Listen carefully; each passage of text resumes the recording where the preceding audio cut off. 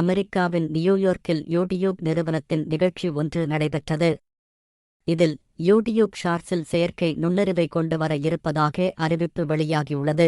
அமெரிக்காவின் நியூயார்க் நகரில் யூடியூப் நிறுவனத்தின் நிகழ்ச்சியில் பேசிய அந்நிறுவனத்தின் C.E.O. நீல் மோகன் இந்த அறிவிப்பை வெளியிட்டுள்ளார். செயற்கை நுண்ணறிவான AI மூலம் யூடியூப்பில் ஷார்ட்ஸ் செய்வதற்கு வசதி செய்யப்பட்டுள்ளது.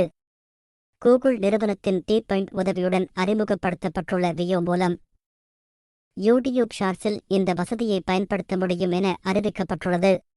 மேலும் யூடியூப் பயனர்கள் தங்களின் தம்ப்நெயில், தலைப்பு ஆகியவற்றை இந்த AI உதவியுடன் மேற்கொள்ள முடியும். அதேபோல் வீடியோவுக்கான யோசனைகளையும் இந்த AI உதவியுடன் பெற முடியும் என சொல்லப்பட்டுள்ளது. இந்த வசதியும் இந்த ஆண்டு இறுதியில் செயல்பாட்டுக்கு வரும் என தெரிவிக்கப்பட்டுள்ளது.